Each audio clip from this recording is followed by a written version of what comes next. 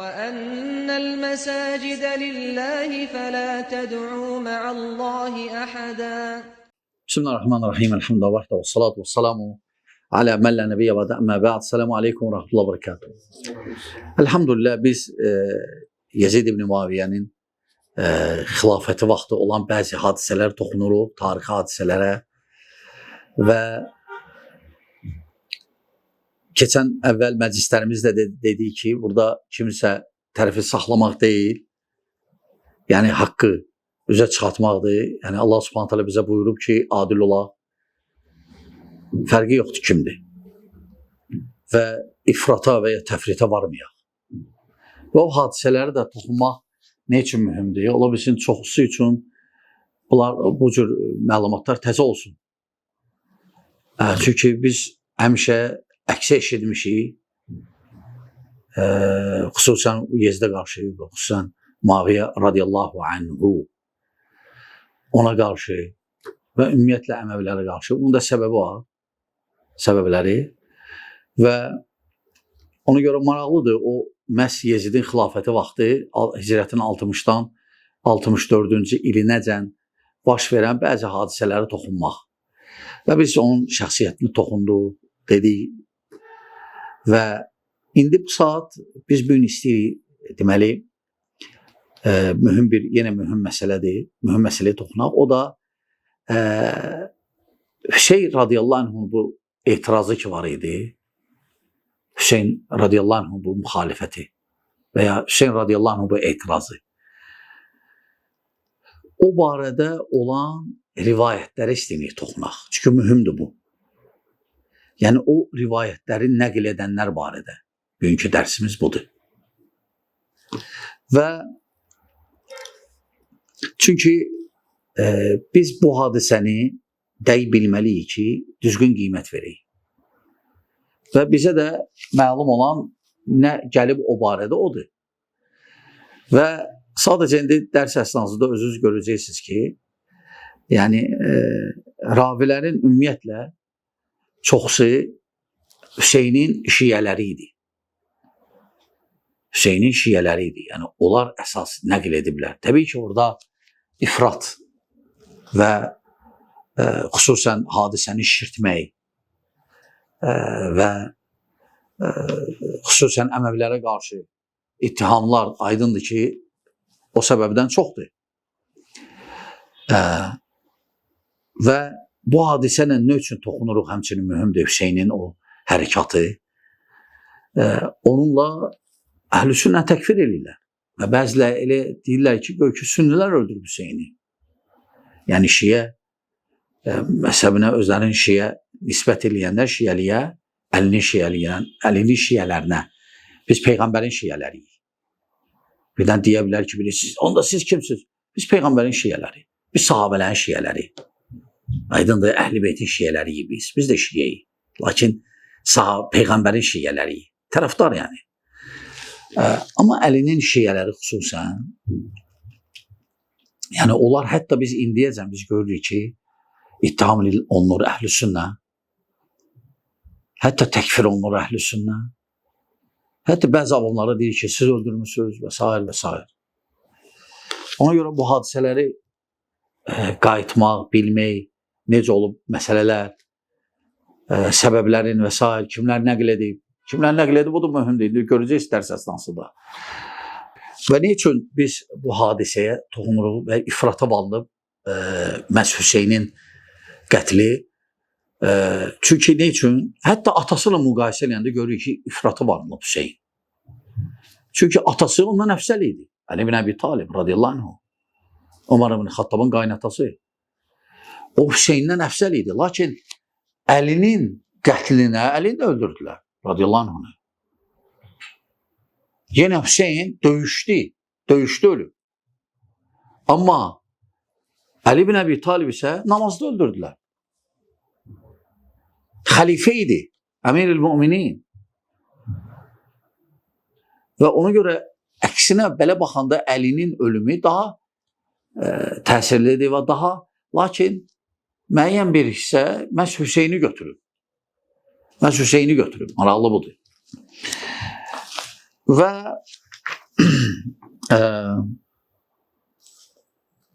Təbii ki, Hüseynin hadisəsinə görə Əməvilər ittiham olunur. Hələ indiyəcən də Əməvilər xilafəti ittiham olunur. Və bu rivayətlərə toxunanda, hansı ki bizə bu Hüseyn bu hərəkatı, onun bu çıxışı, Məkkədən Kufəyə gəlməyi və ümumiyyətlə Kərbala hadisəsini nəql edənlər, onlar barədə istəyirik toxunaq, onlar kimlər olub? Ən belə məşhurlarından biri Əbu Mixnəf. Bu Kərbala hadisəsini rivayət edənlərdən biridir. Çünki onun vaxtına yaxın idi və o hətta orada iştirak eləyənlərin bəziləri görüb. Baxmayaraq bu adam Əbu Mixnəf Hüseynin şiyələrindən idi, yəni Hüseyin tərəfdarlığı idi. Muaviyyənin şiyələrindən deyildi. Yəni Muaviyyənin tərəfdarlarından deyildi. Onda şiyə sözü belə tərəfdar kimi işlənirdi, məzhəb kimi deyildi. Məzhəb sonradan belə formalaşdı. Yoxsa şiyə sözü tərəfdar idi. Əlinin şiyələri, Muaviyyənin şiyələri, Ömərin şiyələri və s. tərəfdarları. Hüseynin şiyələri, Əbu Mixnəf Hüseynin şiyələrindən biri idi, tərəfdarlarından. Lakin buna baxmayaraq, Əhlüsünnə tarixçiləri bu ravidən götürüblər. Baxmayaraq bunu zəif görsələr də. Çünki o hadisəni çox az adam nəql edib və onlardan da ən böyüyü budur. Bu Əbu Mixnəf, bu şəxs. Hətta bəzi nəqillərində, hətta şiyələr özləri onu zəif sayıb. Yəni şiyələrə sərf eləməyən rivayətlər də nəql edib, hansı ki onların qurduğu əsaslara ziddir. Qurduğu əsaslar var şiyələrdə belə bir əsaslar, hansı ki öz kitablarında məsələn özlərinin o qurduğu mənhəcə, üsluba ziddir. Məsələn, hətta Nəhcül Bəlağə məsələn biz görürük, Nəhcül Bəlağədə hətta Əli öz şiyələrindən danışır və deyir ki, Muaviyyənin şiyələrini tərifləyir. Deyir ki, mən sizin onunuzu Muaviyyənin şiyələrin biri ilə dəyişərəm. Yəni onunuzu dəyişərəm. Muaviyyə şiyələri sadıq idilər ona. Amma Əlinin şiyələri ona sadıq deyildi. Çoxsu. Hətta Hüseynin, Həsənin şiyələri. Və Əbu Mixnəf barədə istəyirik danışaq. Əbu Mixnəf, deməli, Lut ibn Yahya, ibn Said, ibn Mixnəf, ibn Səlim Əl-Əzdi. Deməli, bu hicrətin 157-ci ilində vəfat edir. 157-də. Kərbala açan olub 60-da. Hicrətin 60-cı ilində. Neçə il keçib? Təxminən 100 ilə, yəni 97 belə. 97 il. Lakin Əbu Mixnəf o Kərbalada olan bəzi şahidlərinə görmüşdü. Ona görə onun rivayətləri əsas tutulub. Baxmayaraq zəif olsa da. Çünki nəqillərdə hədis alimləri hətta bidət əlindən götürüblər. Əgər sadiq olsaydılar, xəbərlərdə, rivayətlərdə götürüblər. Ona görə hətta görürsən sənədlərdə, məsələn, elə şəxslər var ki, ravilər, məsələn, deyir ki, şiyə idi və ya nə idi. Lakin nəql ediblər, çünki sadiq olub rivayətləri nəql etməkdə. Etiqad cəhətindən yox. Və Əbu Mixnəf deməli hicrətin 157-ci ilində vəfat eləyib. O Kufəli idi, tarixçi idi. İraqın tarixi barədə xeyli kitablar yazıb. İraqın.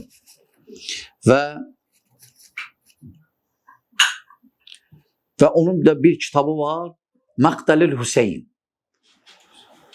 Hüseynin ölümü barədə. Onun bir kitabı var. Və ona görə Təbəri rahimehullah ona etimad edib. Məhz Hüseyin o Kərbala hadisələrini danışanda, o Məkkədən Kufəyə gəlişi və s.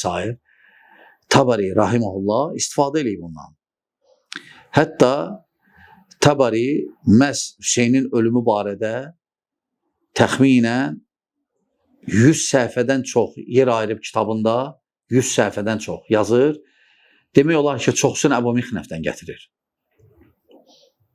Hətta Əbu Mixnəfin təxminən Tabarinin kitabında təxminən 500 nəqli var. 500 rivayəti. Və deməli Əbu Mixnəf İraqlı idi və Kufədən idi. Kufədən idi. Ona görə o, yəni oradakı olan hadisələri yaxından izləmişdi, eşitmişdi çox. Lakin buna baxmayaraq Əhlüsünnə Əbu Mixnəfi, ravini Əbu Mixnəfi zəif görür. Zəif görür. Sadəcə bəzi hadisələrdə ondan istifadə ediblər, etimad ediblər. O da hadisələrə yaxın olduğuna görə. Və məsələn, Tabari ondan istifadə edib. Məhz Hüseynin hadisələrlə bağlı. Sonra tarixçilərdə Əhlüsünnə Bələzəri, o da həmçinin və ya İbn-i Ləthir və ya Məzzəhəbi və ya məsələn İbn-i Kəthir və başqaları tarix kitablarını yazanda məhz Əbu Mixnəfdən yəni istifadə ediblər. Çünki ən geniş şərhi o verib. O vaxtın hadisələrindən. Və lakin təbii ki, Əbu Mixnəf mötəbər deyil, ümumən hədis rivayətində, nəqildə sadəcə necə İbn Kəsir deyir, Əbu Mixnəf barədə və qad kənə şiiyyən, şiyə idi. Yəni tərəfdar. Lakin hədisdə, hədis alimləri onu zəif görüb. Onu zəif görüb, lakin İbn Kəsir deyir ki, tarixdə hafiz idi. Yəni tarixdə güclü idi. Tarix hadisələri, xüsusən İraqın tarixi. İbn Kəsir belə vəsf edir. Sonra həmçinin İmam Tabari təbii ki, Əbu Mixnəfdən götürməyi zərurət idi. Başqa yəni o hadisələri belə təfsilatla verən demək olar ki, az ravi var. Və düzdür, İmam Tabari rahimehullah, tarixi yazanda şərt qoymamışdı ki, mən nəql edirəm burada səhihdir, yox. Tabari deyirdi ki, bu qəddibədə mən sadəcə nə eşitmişəm bu rivayətlərdən onu cəm eləmişəm kitabımda. Ona görə kitab həm səhih də ola bilər, zəif də var və uydurma da var və s. Və düzdür, Bələzəri də məsələn Əbu Mixnəfdən rivayət edəndə çox vaxt adını çəkmirdi. Məsələn, kimdənsə ondan nəql edəndə deyirdi ki, qalu, deyirlər, adını çəkmirdi. Amma məsələn, müqayisə edəndə həmən Bələzərinin rivayəti ilə Tabaridə görürsən ki, Əbu Mixnəfin rivayətidir. Lakin biz dedik ki, qardaşlar, hətta şiyələr Əbu Mixnəfə bəziləri zəif görüblər onu da. Onlar da onu zəif görüb. Maraqlı budur. Və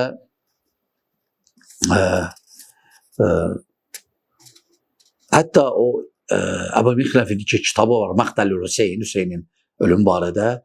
Hətta deyiblər ki, dəqiq deyil o, şübhəlidir ki, o yazıb. Çünki ola bilsin, orada rivayətlər var, bunların dediyi ilə düz gəlmir. Ola bilsin. Çünki Əbu Mixnəf elə rivayətlər qeyd edirik necə. Elə rivayətlər nəql edib ki, indiki şiyələrlə düz gəlmir rivayətləri, yəni mənhəcləri, üslubları, onlar nələr danışırlar, necə vəsf edirlər o hadisəni. Ona görə elə bu səbəbdən də bəziləri etiraf eləsələr də şiyələr ki, bəli, o şiyə idi, lakin buna baxmayaraq onu zəif görürdülər. Məsələn, zəif görənlərdən Seyyid Həşim, o belə Hüseyni, belə adla tanınıb o, baxmayaraq şiə alimidir. Məsələn, bəzi rivayətlərə deyir ki, Əbu Mixnəfdən gələn bəzi rivayətlərə ki, düzü bu Əbu Mixnəfin bu rivayətləri eyibdir. eybdir. Belə rivayətləri nəql etməsi eybdir. Eyb adlandırıb. Və deyir ki, axırda və bu şəxsi Əbu Mixnəfin həm sünnilər, həm şiyələr zəif görüblər və ehtimad eləməyiblər çox. Deməli, Seyyid Həşim Hüseyni belə adına məşhur olan Mevduat fi Əthər vəl Əxbar kitabında səhifə 215. Və həmçinin demək olar Rical-i Şiə fil Mizan səhifə 152-də Abdurrahman Əz-Zər'i. Bu Əbu Mixnəf barədə rivayətlərdir qardaşlar. Yəni özünüz görürsünüz ki, ən belə məşhuru budur. Kərbalanı nəql edən. Həmçinin ravilərdən ikinci ravi, bu da məşhurdur, Əmmər-Duhəni. Əmmər-Duhəni. Bu şəxs də məhz Hüseynin ölümü barədə, Hüseyin o hərəkatı barədə xeyli rivayətlər edib. Çünki özü də Kufəlidir. Özü də Kufəlidir bu Əmmər-Duhəni. Tabari hətta istifadə edib bundan. Bunun rivayətlərindən, xüsusən Cəməl döyüşü barədə, Nəhrivan döyüşü barədə bu ravidən rivayət edib. Və nə maraqlıdır, İmam Zəhəbi rahimehullah onu barədə deyib ki, Əl-İmam Əl-Muhaddis. İmam Muhaddis adlandırıb. Vəsf edib. İbn Həcər deyir ki, saduq, yəni qəbuldur, ancaq yətəşəyyə, hərdən şiyəli olur.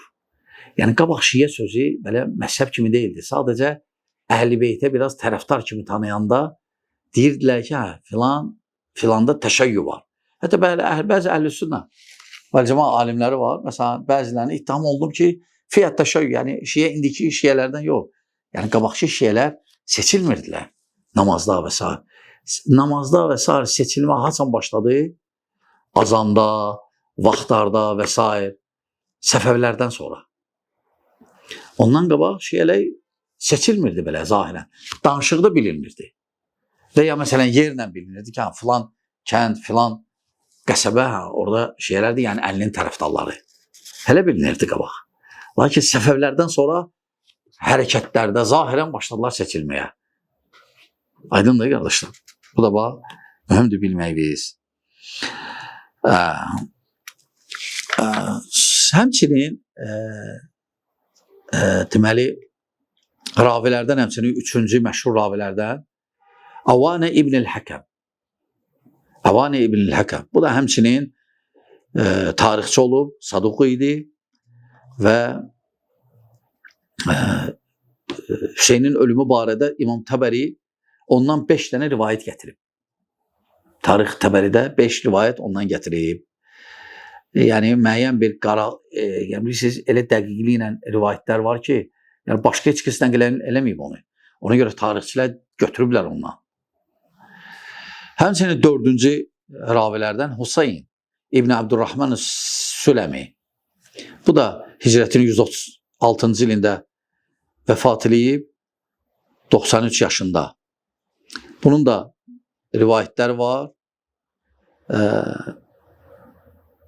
Onun da rivayətləri var və xüsusən də o hadisədə iştirak edənlərin bəzilərini görüb. Və bu da mühümdür rivayətdir. Həmçinin 5-ci ravilərdən məsələn Muhammed İbn Umar Əl-Vaqidi. Bu da məşhurdur, 207-də vəfat edib. 207-də vəfat edib. Özü bu ümumiyyətlə zəifdir. Zəifdir, Əl-Vaqidi məşhurdur, zəifdir. Və həmçinin ravilərdən demək olar Əbu Mə'şər Əs-Sündi, Nəcic İbn Abdurrahman Əs-Sündi Əl-Mədəni. Hicrətin 170-ci ilində vəfat edib. Bunun da hökmü rivayətlərdə zəifdir. Lakin bunlar hamısı o hadisələrdən danışan ravilərdir. Və s. Əsas qeyd etdiyim ravilərdir. Və lakin Hüseynin ölümü barədə müəyyən kitablar var. Çox kitablar var ki, Hüseyn ölümü barədə, hələ adı belədir, Hüseynin ölümü, Məxtəl Hüseyn. Lakin bəziləri yoxdur hal-hazırda. Yoxdur. Məsələn, sonra müəllif burada gətirir o kimlər ki yazıb o barədə. Hətta İbn Teymiyənin bir risaləsi var. Ra'sul Hüseyn. Hüseynin başı. Hüseynin başı. Ra'sul Hüseyn. Və məlicə ki, bu gün bu ravilərə toxunduq. Çünki biz mövzuya girəndə baxmayalıq ravilər kimlər olub. Çünki bizim dinimiz əlhamdülillah rivayətlə də, nağılla yox. Nağıl danışmırıq və ya sənədsiz, ravilərsiz. Sənəd olmalıdır. Kim kimdən, kim kimdən. İndi biz, əlhamdülillah, indi gələn məclisimizdə artıq mövzumuz olacaq Hüseynin Həsən radiyallahu anh'ın Muaviyə xilafəti verməsi barədə Hüseynin mövqeyi. Həsən ki, o vaxt Muaviyə verdi xilafəti radiyallahu anhuma, Hüseynin o barədə mövqeyi. Bu da mühümdür. Mühümdür. Və inşallah gələn məclisimizə danışarıq bu barədə. Allah subhanahu teala bizə eşit faydalardan etsin. Vəssalamu aleykum və rahmetullah və berekatuhu.